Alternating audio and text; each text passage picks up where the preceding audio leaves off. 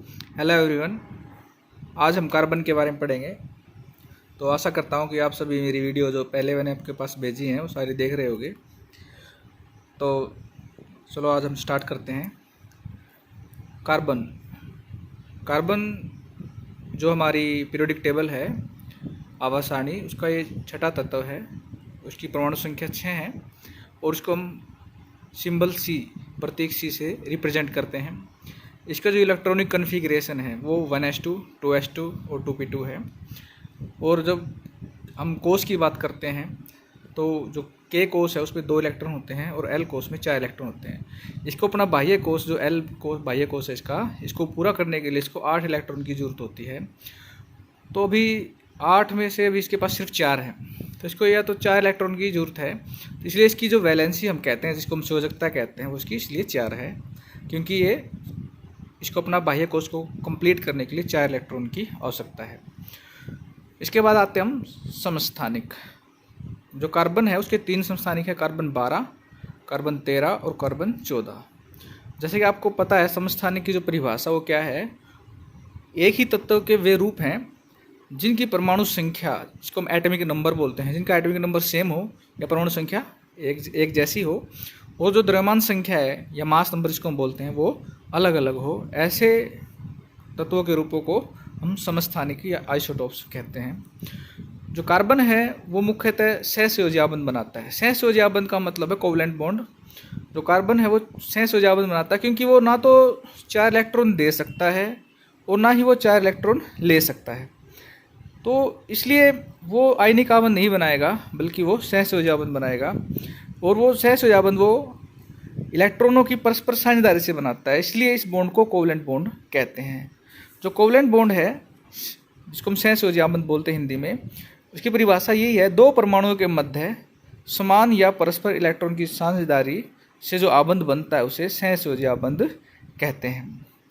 सहसंयोजक बंध है वो 3 प्रकार का होता है, एकल सहसंयोजक बंध, द्विसहसंयोजक बंध और त्रिसहसंयोजक बंध।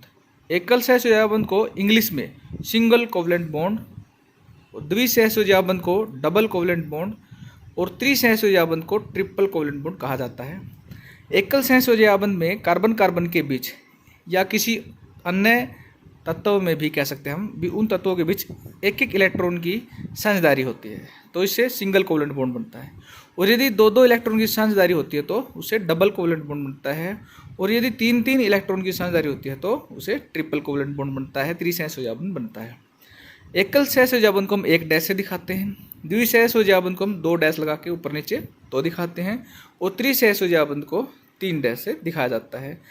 चतुर्सहसंयोजक बंध नहीं बन सकता बच्चों, क्योंकि चतुर्सहसंयोजक बंध बनाने के लिए बहुत ज़्यादा एनर्जी की रिक्वायरमेंट होती है और बहुत ज़्यादा स्टेबिलिटी नहीं होती है, वो अनस्टेबल होता है, अस्थिर होता है, तो वह बंध नहीं बन सकता। इसलिए केवल और केवल त्रिसहसंयोजक बंध तक ही सीमित होती है। अब इसके कुछ एग्जाम्पल हैं जो आपके साथ शेयर कर रहा हूँ मैं। जैसे हाइड्रोजन है, एक हाइड्रोजन दूसरे हाइड्रोजन के साथ एक एक इलेक्ट्रॉन की साझेदारी कर रहा है तो एकल सहसंयोजक बंध बना दिया। इसी प्रकार दूसरा है ऑक्सीजन है 2, इन्होंने आपस में 2-2 इलेक्ट्रॉन की साझेदारी कर ली तो उसने द्विसहसंयोजक बंध बना दिया। और इसी तरह नाइट्रोजन है, उन्होंने 3-3 इलेक्ट्रॉन की साझेदारी कर ली तो इससे त्रिसहसंयोजक बंध बन गया। और अगर ऐसा एक जैसे एटम होते हैं यदि किसी यौगिक में, तो उन्हें होमो एटमिक कंपाउंड कह सकते हैं हम, क्योंकि सारे एटम सेम हो, उसके अंदर ये सारे एलिमेंट सेम हैं। कुछ हेटेरो एटमिक कंपाउंड भी होते हैं जिनमें अलग अलग एलिमेंट होते हैं, जैसे हाइड्रोजन क्लोराइड है। इसमें हाइड्रोजन ने क्लोरीन के साथ 1 इलेक्ट्रॉन की साझेदारी कर ली और उसने सिंगल कोवलेंट बॉन्ड बना रखा है। अब ये 2 अलग अलग एटम है, इसलिए इसको हम हेटेरो एटमिक कंपाउंड कह सकते हैं। इसके बाद है ये कार्बन डाइऑक्साइड है। ये कार्बन और ये ऑक्सीजन है, इन्होंने आपस में 2-2 इलेक्ट्रॉन की साझेदारी कर रखी है दोनों तरफ, तो ये डबल कोवलेंट बॉन्ड है, द्विसहसंयोजक बंध है जो कार्बन डाइऑक्साइड में बना हुआ है। इसी तरह हाइड्रोजन साइनाइड है, इसके अंदर भी एक कार्बन ने नाइट्रोजन के साथ 3-3 इलेक्ट्रॉन की साझेदारी कर रखी है और यहाँ पे ट्रिपल कोवलेंट बॉन्ड बना हुआ है और ये त्रिसहसंयोजक बंध है। ये हेटेरोएटमिक के कंपाउंड्स के एग्जाम्पल हैं। तो आशा करता हूँ कि बच्चों आप सभी ने ये बातें समझ ली होगी और आप इन सब बातों को अपनी नोटबुक में ज़रूर राइट डाउन करना, ताकि जो आगे वीडियो बनाएं उनमें आपके काम आए। और ये बहुत ज़रूरी, बहुत इम्पोर्टेंट लेसन है, बहुत इम्पोर्टेंट चैप्टर है आपके लिए। तो मैं ऐसा करूँगा कि आप इन बातों को बिल्कुल ध्यानपूर्वक समझें। थैंक यू, धन्यवाद।